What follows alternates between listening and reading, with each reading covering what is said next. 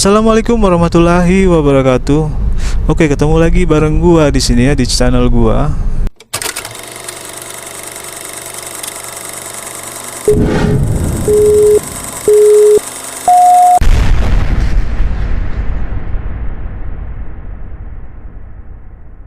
Jadi kali ini gua akan coba ngebahas tentang remote control ya cuy, atau radio control ya.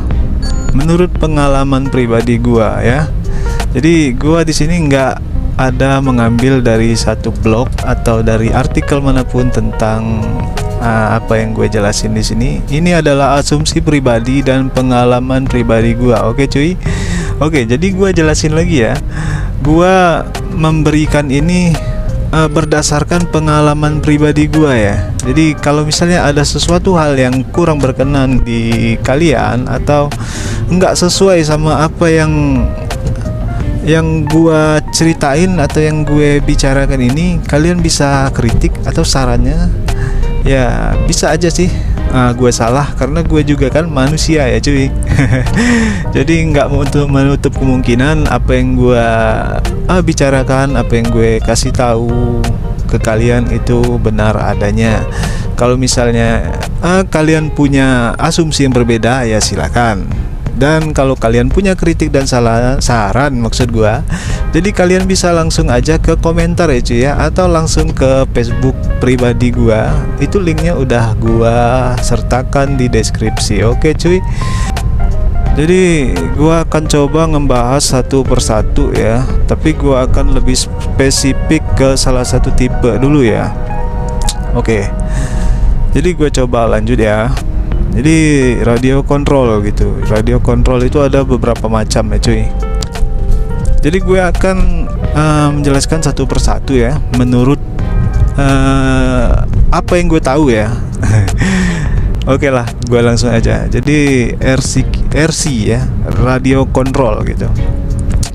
Jadi menurut gue radio control itu ada dua macam ya, mutlak gitu ya. Menurut gue bagian hobi, ada yang proporsional, ada yang quick drive gitu. Jadi ada yang bilang, bang itu semi propo nggak masuk. Aduh, itu semi propo gimana ceritanya? Semi propo ya nggak ada sih menurut gua. Kalau propo ya propo aja, kidi ya kidi gitu ya. Tamiya dulu pernah pakai MSC ya, itu sejenis manual speed control. Jadi tapi menurut gua penggerak MSC masih pakai servo kan, nah itu masih propo juga. Ya udah kayak gitulah kurang lebih ya. Atau bisa dibilang yang kayak remote control kidi jadul gitu ya, yang pakai IC RX6 kalau nggak salah. Nah itu udah ada 4 step kecepatan dan halus itu ya perpindahan. Tapi frekuensinya agak kasar gitu ya, tapi masih tetap kidi ya, karena frekuensinya kasar gitu, ada jeda gitu. Kalau propo kan halus gitu ya, terus setirnya masih tektok gitu ya, tektok lah ya istilahnya ya.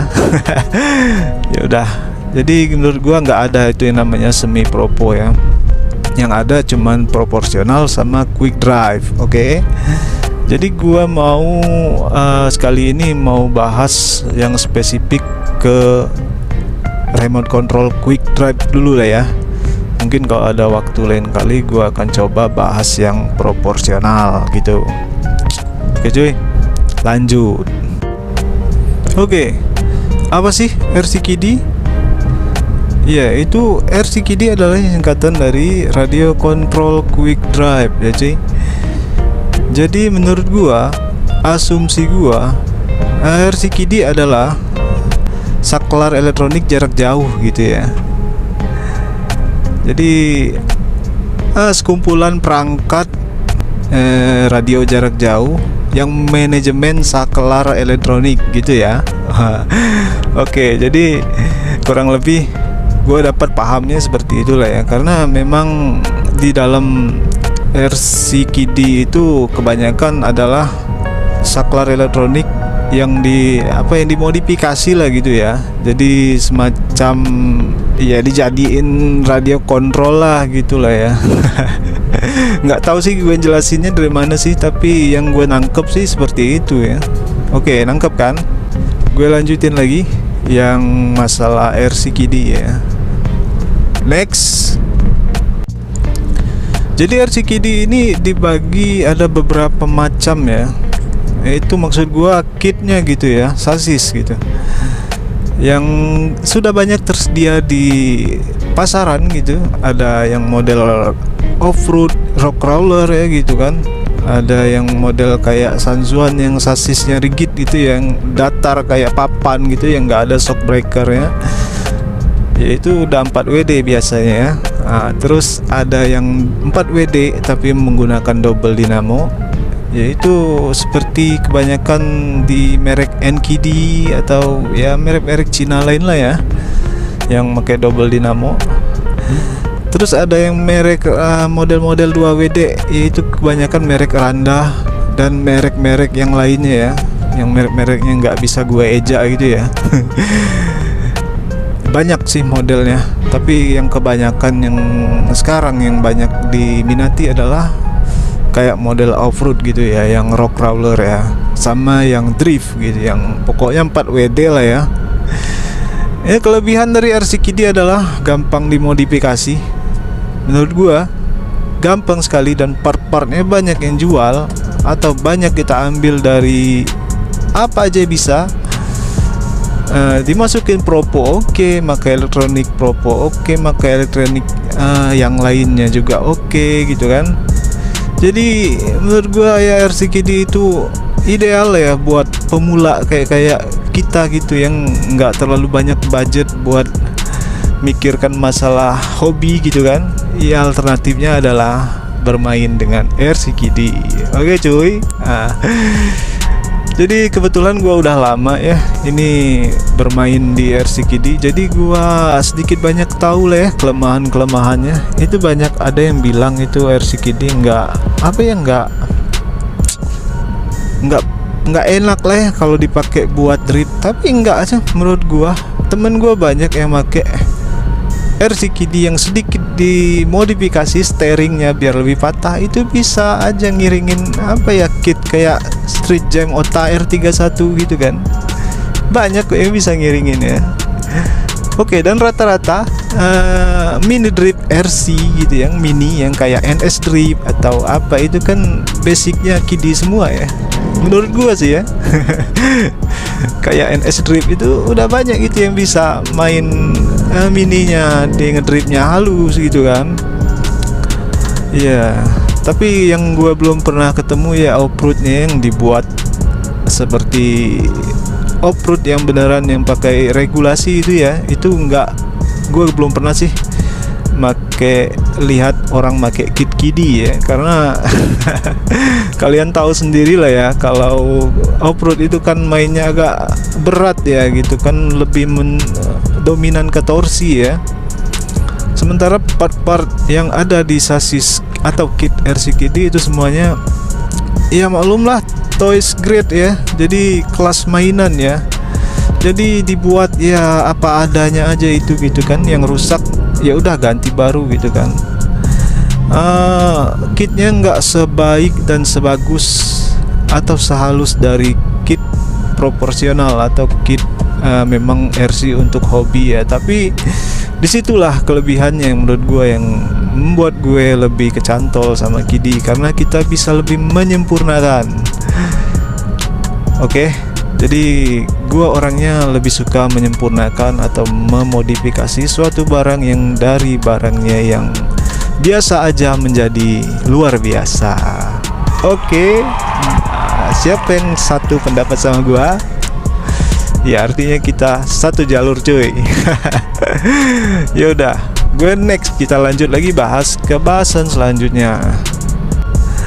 RCKD itu ada beberapa tahap bagian pemprosesan ya. Menurut gua ya, ini menurut gua.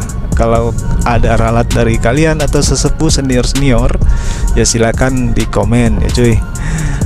Oke, jadi yang pertama itu ada di blok bagian radio control. Jadi radionya itu yang menerima sinyal dan memberi sinyal gitu ya.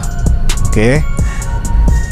Itu biasanya pakai frekuensi 27, 35, 40, macam-macam lah pokoknya ada ya.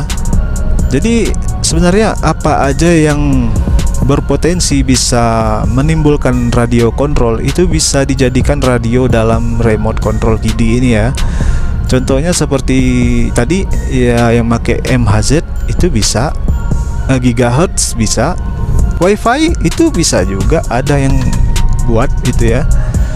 Terus pakai Bluetooth bisa, inframerah pun bisa gitu ya. Tapi yang idealnya, yang biasa kita temuin di pasaran, yaitu bagian yang megahertz sama gigahertz tadi. Karena lebih ideal itu, karena jaraknya bisa lebih jauh dan lebih stabil gitu ya. Coba kalian bayangkan kalau misalnya pakai modul Bluetooth gitu ya, itu udah 10 meter udah megap-megap itu sinyalnya kan, atau WiFi lah ya, WiFi gitu ya, sama aja sih. Kurang stabil ya menurut gua. Apalagi infrared, itu infrared, aduh, harus dideketin gitu ya, mendingan pakai tali rapi aja daripada infrared gitu. Ya kidding ya cuy ya. Oke, tadi di bagian blok radio ya. Oke, jadi kita akan lanjut ke selanjutnya, next. Oke, gue lanjutin lagi ya. Kita bagian pemrosesan data gitu. Jadi di bagian pemrosesan data kita akan membahas masalah chip ya, chip atau IC gitu, integrated circuit ya, yang lebih dikenal dengan IC gitu. Jadi ini berfungsi sebagai pengolah data ya. Jadi setelah signal yang diberikan oleh radio, jadi akan diproses oleh IC tadi ya. Itu biasanya memakai IC RX2 ya. Kalau yang banyak di pasaran IC RX2B, IC RX2 itu kan ada dulu ya, pakai IC RX6 gitu. Jadi tugasnya IC ini adalah memproses data. Jadi istilahnya ya, pin mana yang akan. Jadi di RCKD ini kan kebanyakan mempunyai 4 atau 5 channel ya kan. Jadi channel pertama itu biasanya jadi mundur, terus maju, terus satu lagi turbo, dan duanya ke kanan dan ke kiri. Jadi 5 channel biasanya, tapi kebanyakan yang dipakai 4 channel, apalagi buat RC yang kecil itu ya, yang biasa pakai baterainya 3 biji gitu ya. Itu biasanya cuma 4 channel. Turbonya itu bisa diaktifin sebenarnya, tapi sedikit agak ribet ya, perlu effort lah ya buat ngaktifinnya. Oke. Jadi kita bahas yang IC tadi selesai ya. Jadi sebagai pengolah data. Jadi sebagai pemutus arah mana yang mau diambil gitu ya. Oke. Lanjut lagi ke bagian 3. Oke, lanjut yang ketiga ya cuy. Jadi gua akan bahas yang ketiga di sini adalah sebagai penguat ya. Jadi di sini adalah sebagai penguat sinyal yang diberikan oleh si IC tadi. Ya, biasanya kan kalau sinyal dari IC itu keluarannya sekitar 3 volt atau 5 volt ya. Nah, ini diperkuat lagi sama si transistor H-break ya. Nggak tahu gue ejaannya gimana, tapi yang jelas kayak gitulah ya. Yang penting infonya nyampe ya. Nah, paham kan? Oke.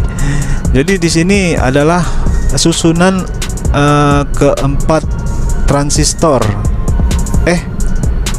Iya, yang intinya ada 4 transistor, tapi di trigger sama 2 transistor lagi. Jadi totalnya sekitar ada 6 buah transistor ya cuy. Di sini dia berfungsi sebagai penguat lah ya, atau bisa dibilang sebagai saklar juga bisa sih. Ya bisa dikasih penjelasan sebagai saklar lah ya. Saklar 2 arah gitu ya. Jadi dia bisa memberikan output maju dan output mundur gitu ya. Putaran dari dinamo itu diatur sama si transistor H-break tadi ya. Oke. Jadi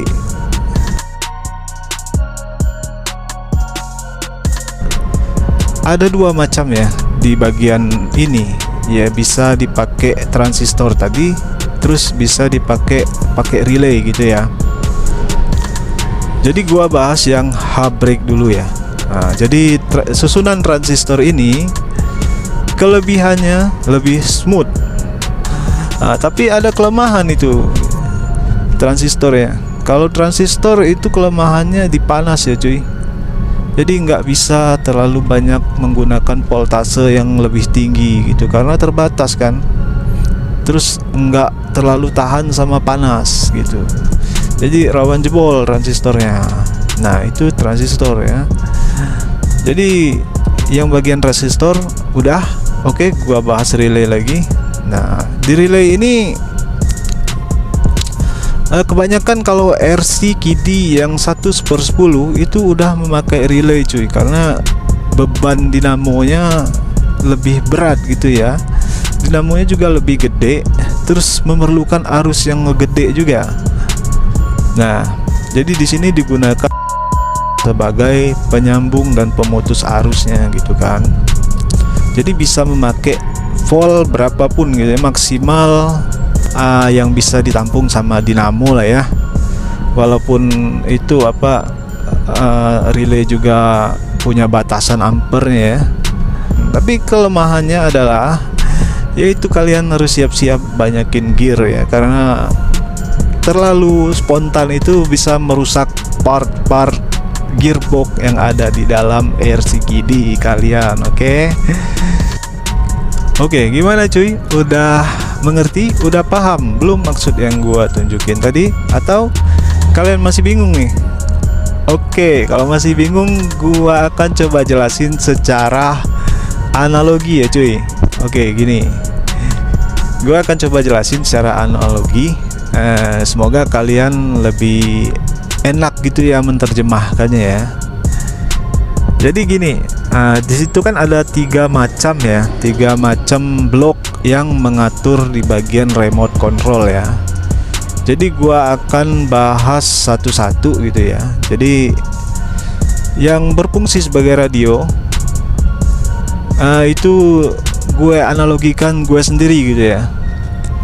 Gue sendiri yang mempunyai toko online gitu. Jadi otomatis gue jualan kan. Ya iyalah, namanya toko online pasti jualan ya kan cuy.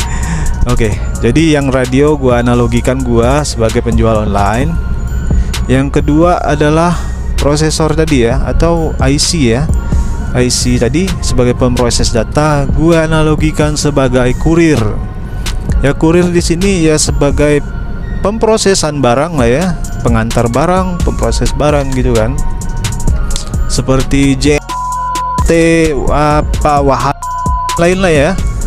Gue nggak mau nyebut merek, ntar dikira promosi gitu kan. Ya udah lanjut. Terus yang ketiga yaitu penguat. Dari penguat tadi yang berlaku sebagai relay dan transistor, di situ gue analogikan sebagai media pengantaran lah, seperti transportasi lah ya gitu ya, pesawat atau jalan darat, jalan kapal laut gitu kan. Nah itulah kurang lebih gitu ya. Oke, kita mulai. Jadi gua ada orderan dari toko online. Gua punya toko online maksudnya kan. Terus gua ada dua orderan. Orderan gua itu satu ke kota A, satu lagi ke kota B gitu kan. Jadi gua ada dua orderan lah ya istilahnya. Jadi gua menghubungi si kurir tadi kan, karena gua membutuhkan jasa kurir gitu buat pengantaran barang. Oke, jadi kurirnya oke, silakan antar ke sini, ntar kita proses. Jadi secara nggak langsung gua akan mengantar barang. Nah, jadi di situ gua memberikan input dong ke kurir tadi, yaitu dua buah barang yang harus diteruskan ke kota A dan kota B gitu kan. Nah setelah gua antar, Oke, tugas gue selesai. Si radio, gue sudah memberikan input data, terus tinggal si kurir lagi yang memproses gitu kan. Jadi setelah sampai di tempat kurir, nah disitulah kurir itu menentukan barang mana yang harus diantar ke kota A dan barang mana yang harus diantar ke kota B gitu. Oke, paham kan maksud gua? Udah sampai ya? Oke, kita lanjut kalau udah sampai. Setelah ditentukan arahnya yang kota A dan kota B itu kemana, nah giliran si kurir akan memberikan data tadi ke transportasi gitu ya. Tergantung kalian mau pakai transportasi apa. Kalau mau cepat ya silakan pakai pesawat terbang, jalur udara. Kalau mau agak smooth ya bisa pakai jalur darat gitu ya. Jadi setelah kurir memberikan sinyal kepada si transportasi buat pengantar, ya jadi dengan cepatlah si transportasi itu mengantarkan datanya ke tujuan yang telah ditentukan. Nah, kurang lebih analoginya seperti itulah ya. Nangkep? Nangkep belum? Oke, mudah-mudahan gua harap kalian nangkep lah ya. Jadi kurang lebih kayak gitulah cara kerja dari radio control quick drive gitu ya. Jadi langsung gitu ya. Oke. Sampai sini ada yang kalian mau pertanyakan atau yang belum jelas? Oke, bisa di komentar ya, bisa langsung aja di komentar. Dan jangan lupa tekan tombol like, subscribe, dan kalau kalian suka sama video gua silakan di share, dan jangan lupa juga bunyikan lonceng biar kalian mendapatkan notifikasi terbaru dari updatean yang gua buat. Oke cuy ya. Oke, gua kira segitu dulu ya penjelasan dari gua. Ini gua udah mau nyampe nih ke tujuan. Yaudah, gue akhiri. Assalamualaikum warahmatullahi wabarakatuh. Bye.